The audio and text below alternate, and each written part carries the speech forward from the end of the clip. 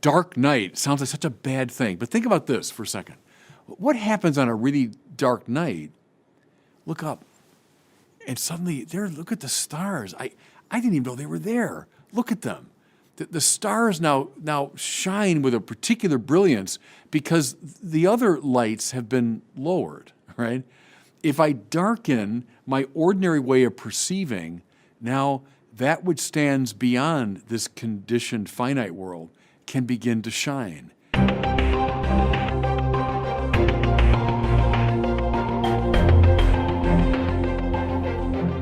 Welcome back to the Word on Fire show. I'm Brandon Vaught, the content director here at Word on Fire. Joining us from Santa Barbara is Bishop Robert Barron. Bishop Barron, always good to see you. Hey, Brandon, good to see you. How are the kids doing in Orlando? They are doing wonderful. School's winding down. Yeah. Summer's getting nearer, so they're all kind of seeing the light at the end of the tunnel of the long school year with COVID and everything. Yeah. This episode is going to be dropping in late March, which will be after, hopefully, your recent discussion with Dr. Jordan Peterson has gone live. I think it will already be published by then, but you just had a conversation, what was it, a few days ago? Yeah. With Dr. Peterson. This was the second long dialogue that you've had with him. Tell us about it. How did it go? What were your immediate thoughts about it? Yeah, real positive. I spoke to him for a solid 2 hours, and he said at one point, "You and I both really like abstractions, don't we?" And I said, "Yeah, we do." So we both love ideas, and so we did a lot of the Bible, morality, philosophy, the present day culture, Nietzsche, Jung, Dostoevsky, Dante. We covered all these things. He and I have a lot in common in terms of our interests, and he was what you'd expect. I mean, he's very smart, very sharp, very curious. We talked, of course, a lot about religion. And I would say the relationship between a more kind of Jungian archetypal approach to religious texts and then a more, call it properly evangelical approach. And Bible, faith, all of that we talked about. So it was a very stimulating conversation. Maybe after it goes live, you and I can do some sort of debriefing conversation where maybe we'll pick out chunks from the interview and talk through them at a little more depth. Yeah. But look forward to that. I'm sure Word on Fire will be sharing it whenever it goes live. So if it hasn't come out yet, it certainly will soon.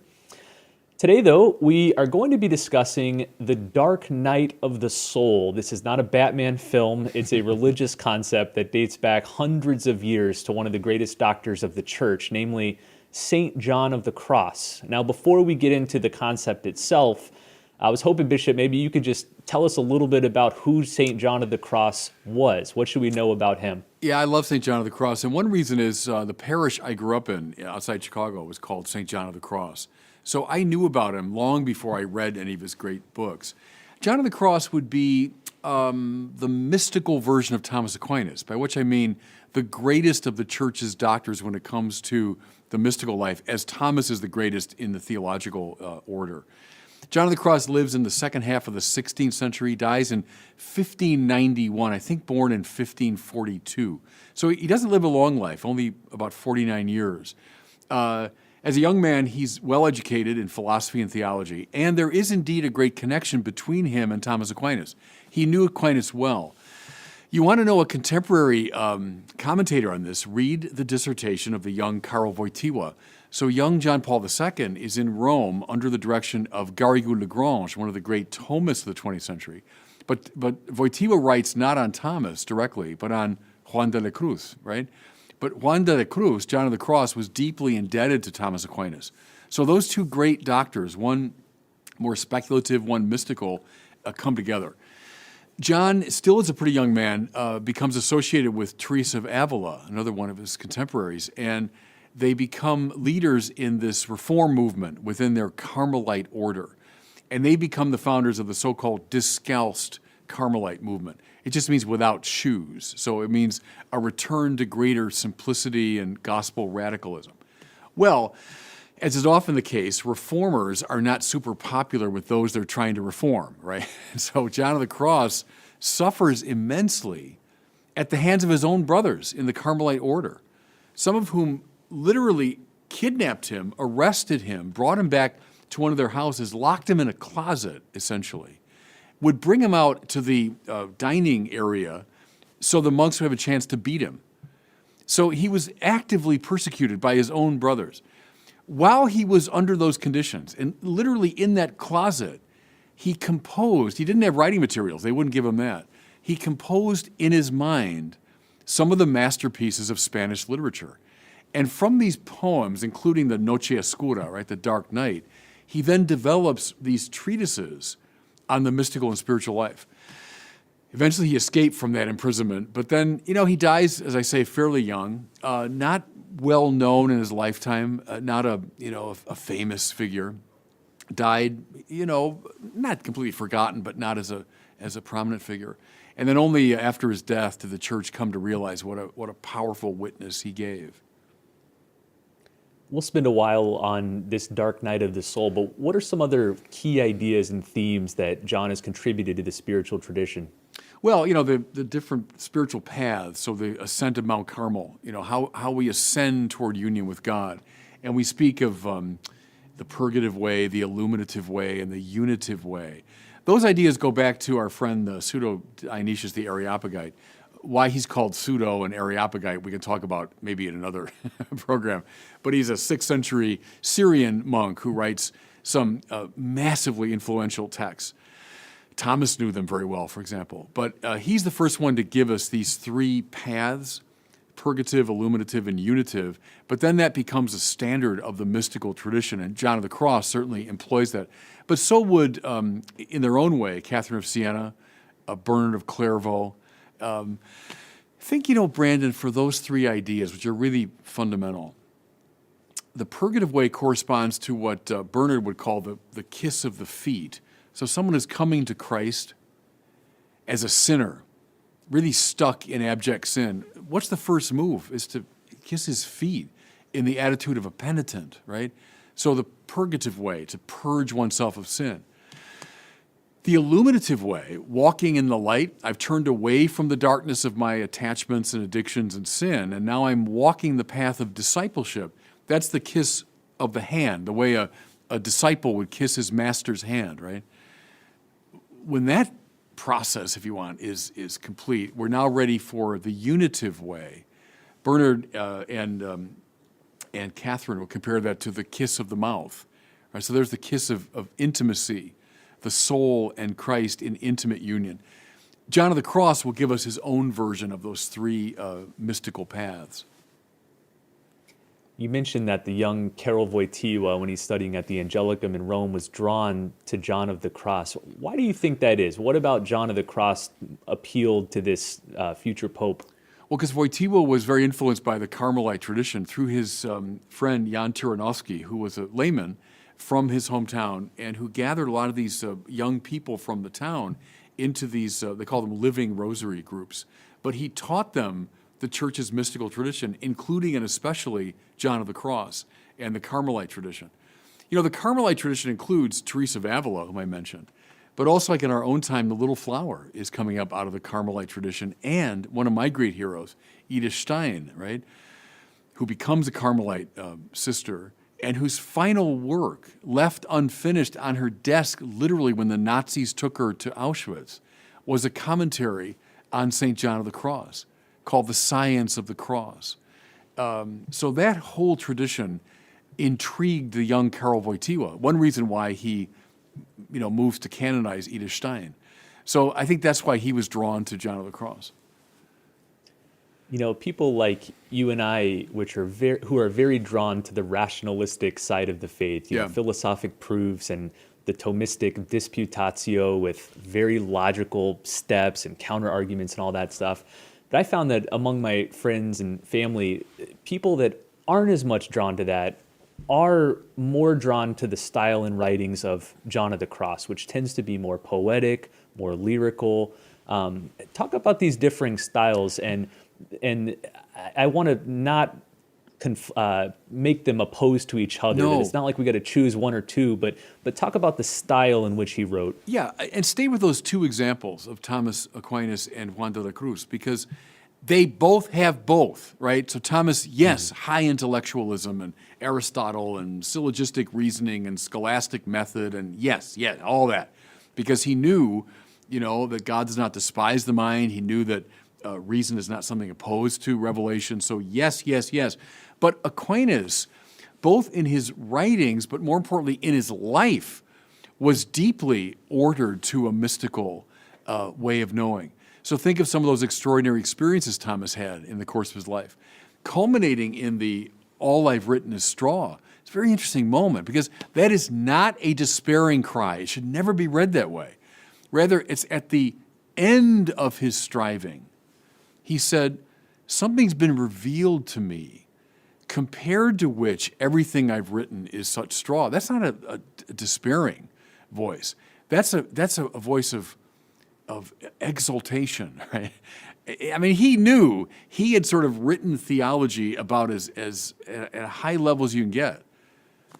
But compared to the mystical union that he was granted, it's like nothing,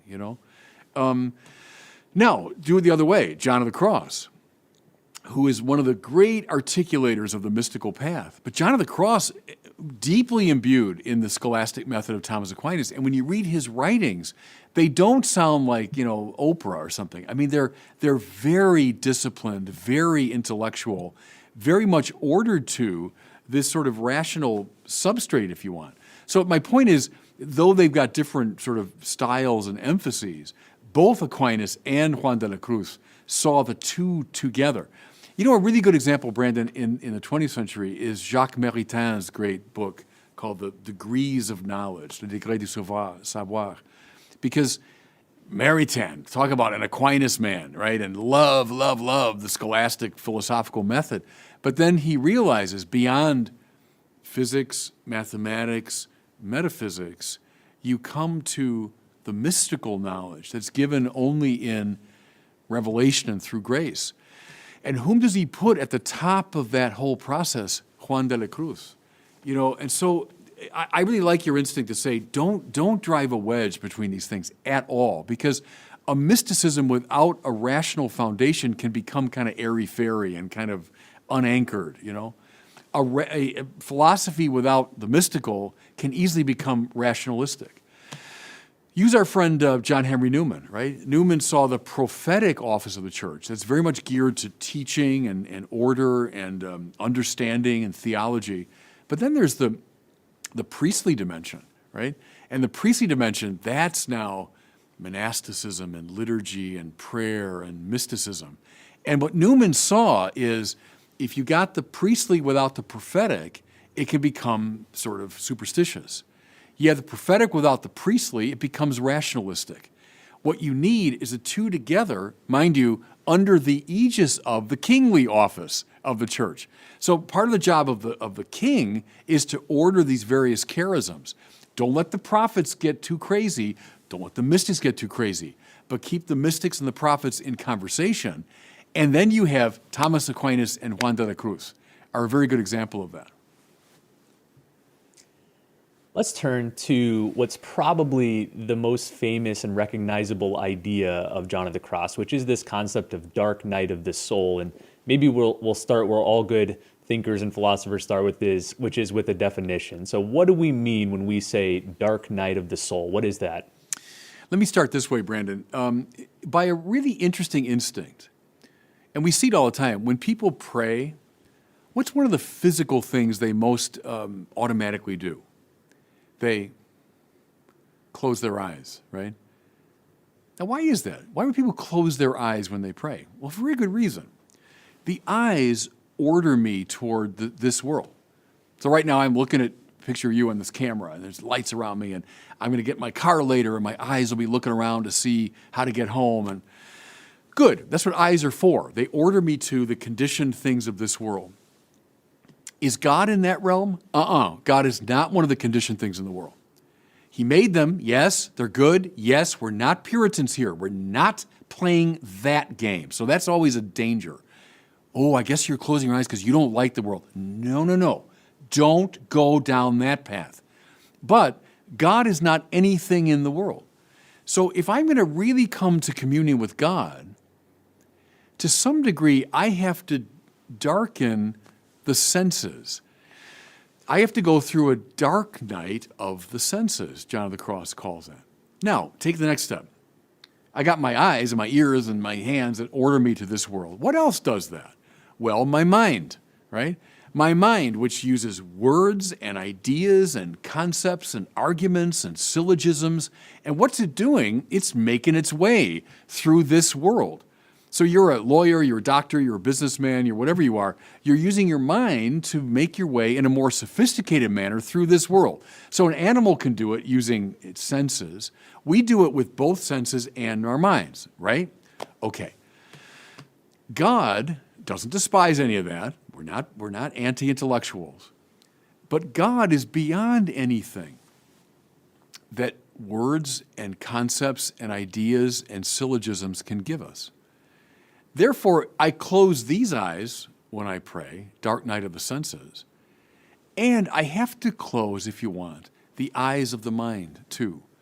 They have to close because God is beyond what the mind can manipulate, control, understand, right? The dark night of the soul and the dark night of the senses are about this process of quieting the body, quieting the soul, so as to open to a graced knowledge of that reality which transcends whatever the senses and mind can grasp. So it's, dark night sounds like such a bad thing, but think about this for a second. What happens on a really dark night? Look up, and suddenly look at the stars. I didn't even know they were there. Look at them. The stars now shine with a particular brilliance because the other lights have been lowered, right? If I darken my ordinary way of perceiving, now that which stands beyond this conditioned finite world can begin to shine. That's what he's talking about. You've spoken often on St. John's language of attachment and detachment. Yeah. How does that fit in with this dark night of the soul? Exactly at that point. Because again, the world is great. And he knows that. He says that. He's a Catholic. He's not a Puritan or a Platonist. But if I live totally in the realm of the senses and what the mind can control, it becomes very easy to get attached to the things of the world. My life is all about the things of the world. Now, I'm recording these words during Lent. So we have a version of the dark night of the senses during Lent, right? As I say, well, I'm going to abstain from certain things. I'm going to give up certain things. I'm trying to detach myself from an inordinate connection to the things of this world.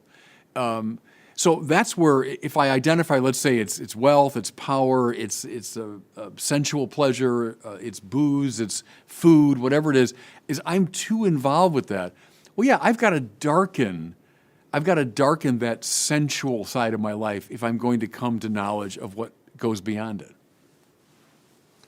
I think it's pretty common in Catholic circles, and I'm sure you've experienced this as a priest and a spiritual director, to hear people say, I'm going through a dark night of the soul. Yeah. I'm having a tough time, or, I'm sad, I'm maybe borderline depressed, I'm confused, I'm anxious.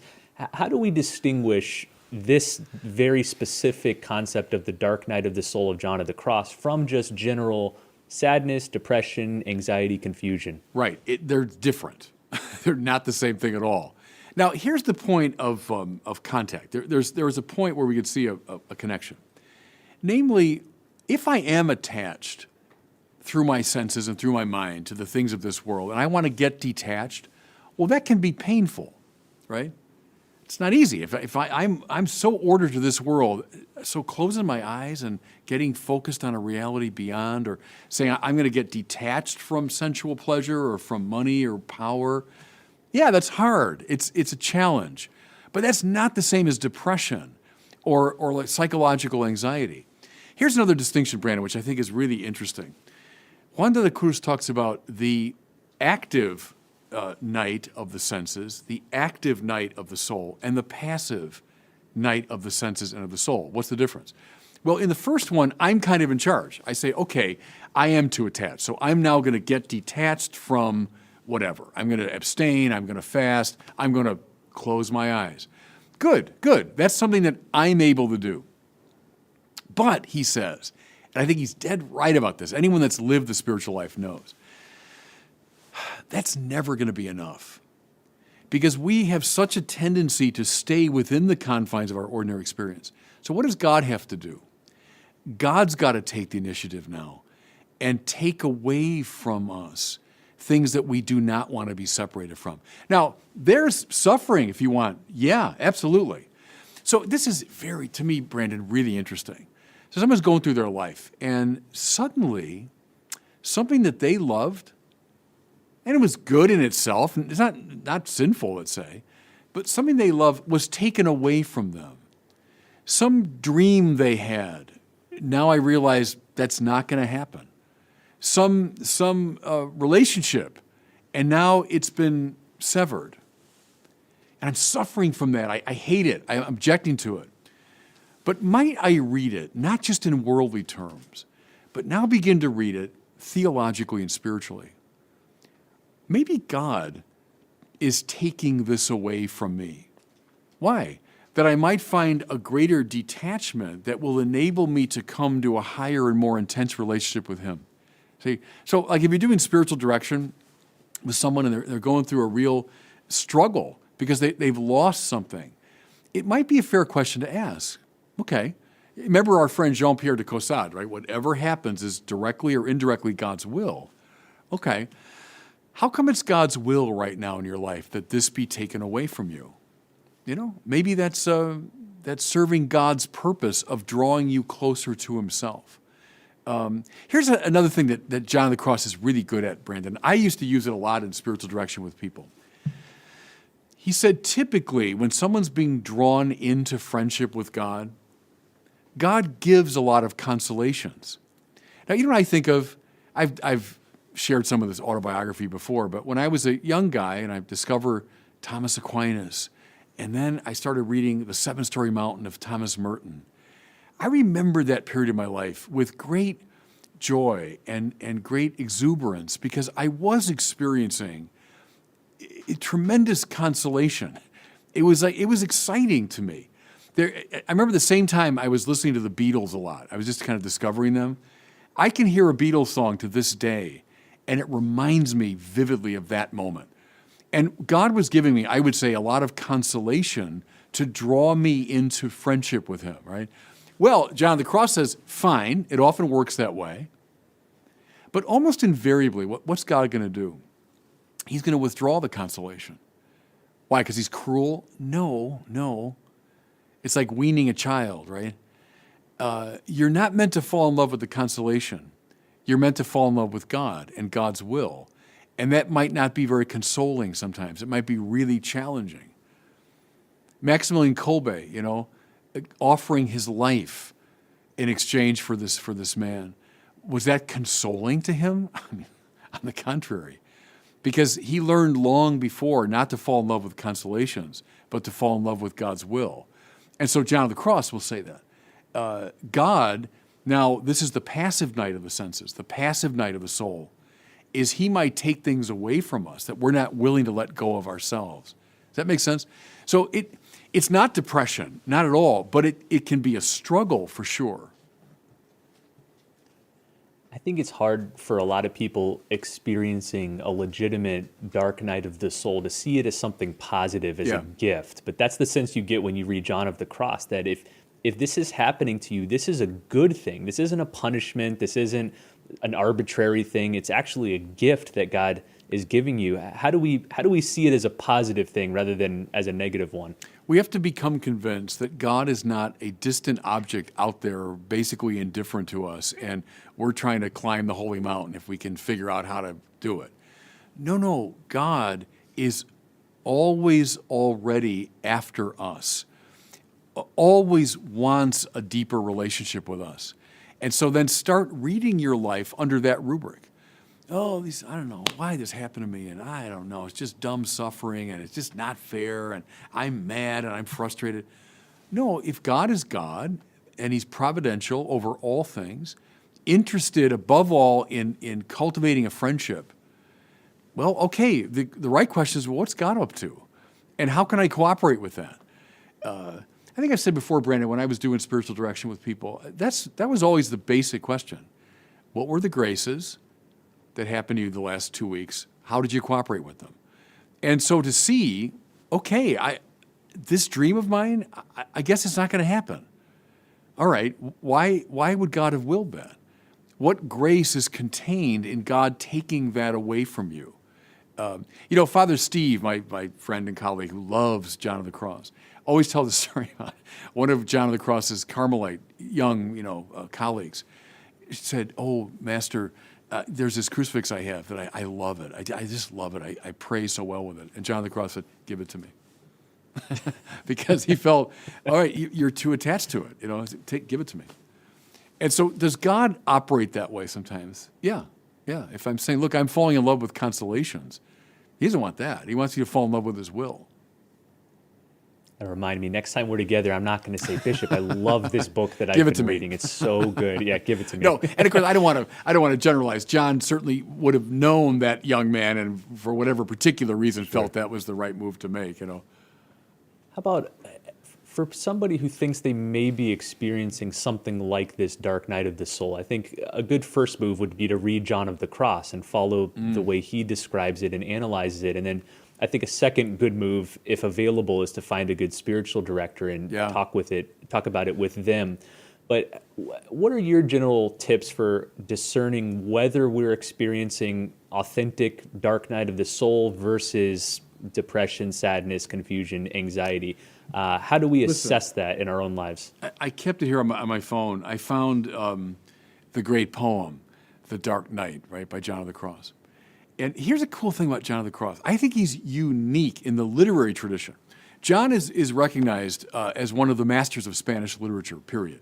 And he's writing around the same time as Shakespeare. He's writing in the 1580s. Shakespeare's like around 1600, right? Spaniards. I used to tell my students who were native Spanish speakers, I said, you've got to read him. Read him in your own language. But then here's why he's unique. He writes a poem, beautifully crafted, as you'll hear. But then he writes a 200-page treatise explaining his poem. I don't know any other great figure that does that. It's like if T.S. Eliot, writes The Wasteland, and oh, by the way, here's a 500-page commentary on The Wasteland. No one does that except John of the Cross. So the treatises we have they're elaborations of. So by the way, he doesn't use the phrase dark night of the soul in here. It's simply en una noche oscura, on a dark night. But see, listen, this is a poem for lovers. It's not a poem for depressed people. And that's why it's married people can best understand this. John of the Cross is standing in a tradition that goes back through Bernard for sure, but behind Bernard, all the way to Origen, behind Origen to the Song of Songs, right? This book in the Bible that never mentions God once, but it's a love poem. It's between a young man and a young woman, and they're in this sort of, playful, amorous relationship. And it's the young man kind of calling out to the young woman and so on. Well, the church saw that as God calling out to the soul, which is always conceived of as a woman, right? So the bridegroom imagery. Well, listen to John of the Cross. And you tell me if this is the poem of a depressed person, right? Or is about depression. In a noche oscura, on a dark night, con ansias en amores inflamadas, something like, fired by love's longings. Young people falling in love know what he's talking about. Oh, dichosa ventura. Oh, what a blessed fortune, Salí sin ser notada, estando ya mi casa sosegada. I went out, right, without being noticed. Listen, my house now being all quieted. What's that? The house of my body, the house of my senses. They've been quieted. Close my eyes. So now, and I'm in love, but I'm going out from this world of ordinary experience to meet my beloved, right?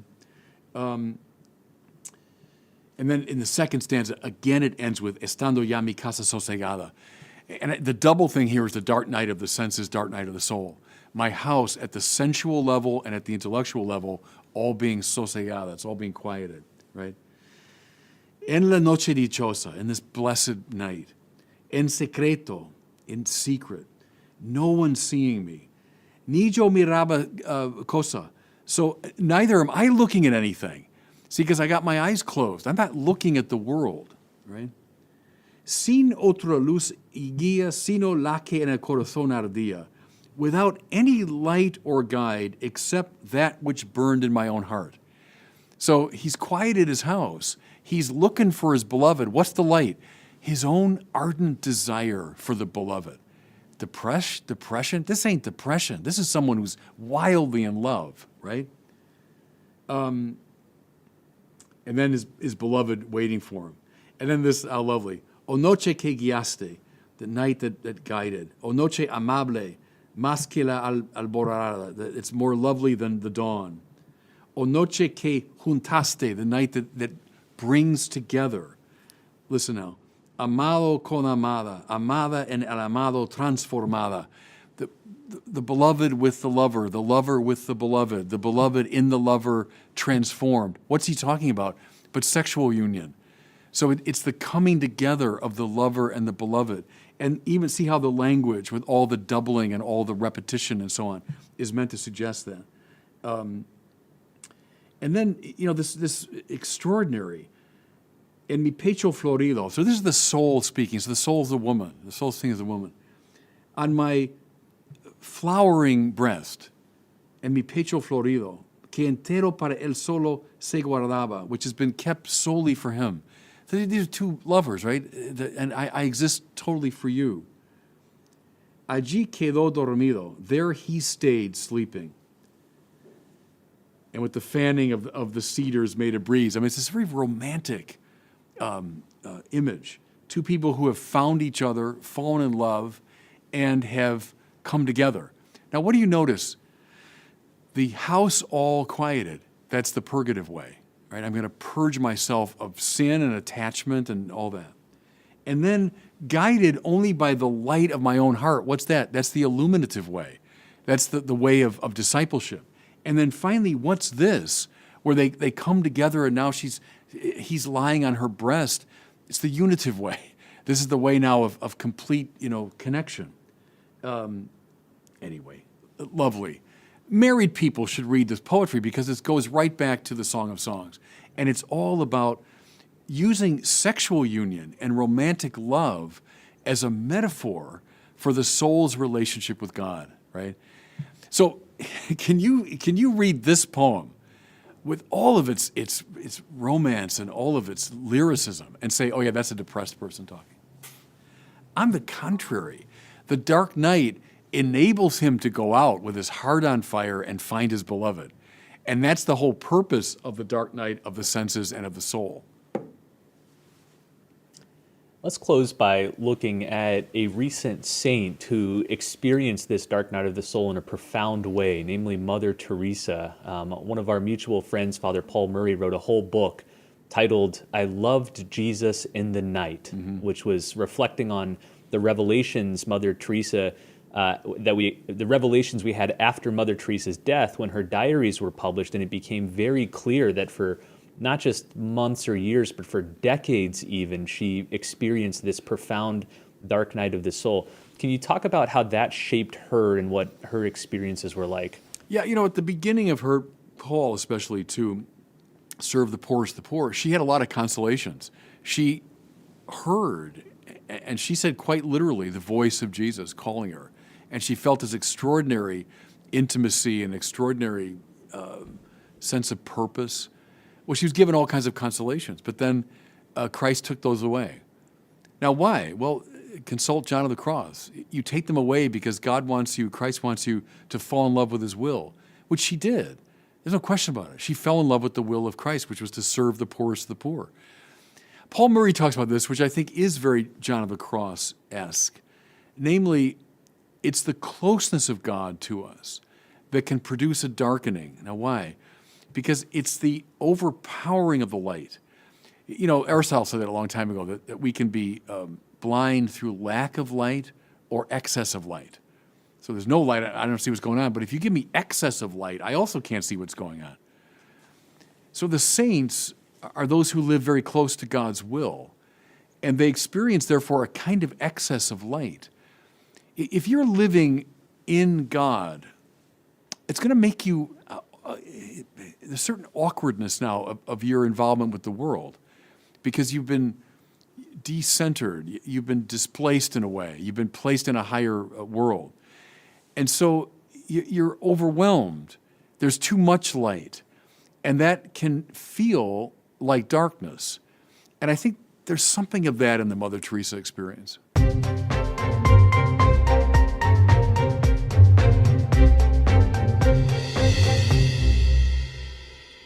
Well, it's time now for our question from one of our listeners. If you have a question for Bishop Barron, you can record it and send it in to us by visiting the website askbishopbarron.com. Today we have a question from Agnes in New York. She is asking about God's myrrh, or God's humor. Here's her question. Hi, Bishop Barron. This is Agnes from New York. Thank you for all the work you do. I'm a big fan of yours. I was wondering if you had any thoughts as to whether God has a sense of humor, and if he does, would his humor be objective so that everyone should find it funny? Thank you. Yeah, that's good. I would say yes, in the measure that humor is a function of intelligence, right? Humor comes from the incongruous. And to grasp the incongruous as incongruous is ipso facto to appreciate it as funny. Now, there's a physiological reaction. We call it laughter. So God doesn't have a body, so God wouldn't have that. But would he have humor? I'd say sure, in the measure that he knows all things and therefore knows the incongruous as the incongruous. And I think, everyone witnesses to that, how God plays like jokes on us in a way, that he sort of playfully introduces his will to us. But certainly that he appreciates incongruity, and that's the essence of humor. Now, would therefore everyone get God's jokes? I don't know. You could say it's objectively funny, but maybe we're not all subjectively attuned adequately to it. Just the way that you might say, well, that thing's objectively beautiful, but not everyone could see it as such. But no, I would say, sure, God has a sense of humor. Whatever is good and true and beautiful belongs preeminently to God. So if you recognize humor as a good thing, I don't know who doesn't except the most humorless people, then sure, God has a sense of humor. Bishop, that question reminds me of the last paragraph in G.K. Chesterton's Orthodoxy, where he says, you read the four Gospels and you see Jesus displaying all sorts of emotions. He's angry, he's sad, he's compassionate. Basically, every human emotion is on display except humor. And people read that and they think, oh, Jesus must be, stern and dispassionate.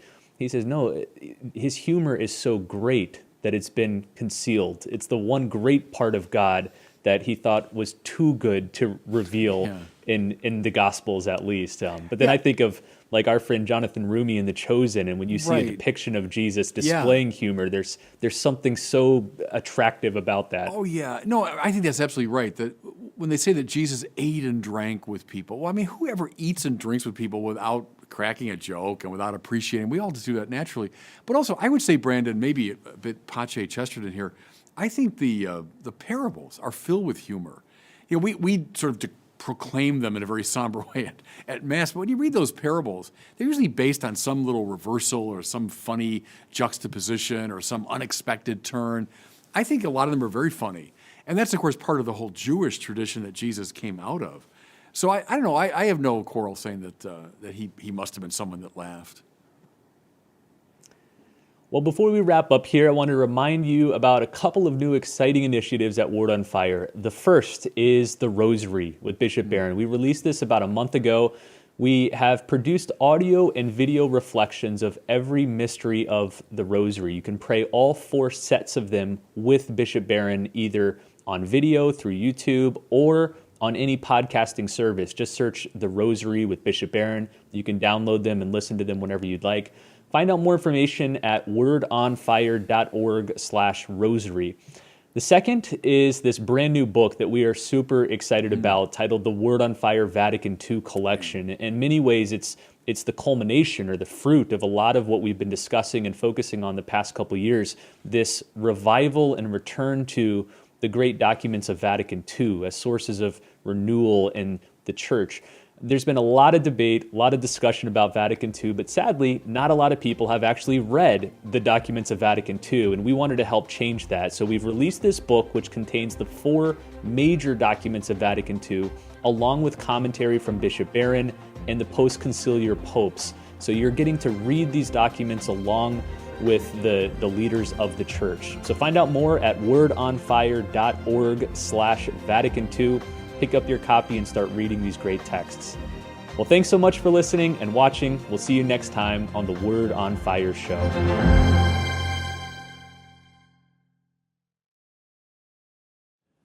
Thanks so much for watching. If you enjoyed this video, I invite you to share it and to subscribe to my YouTube channel.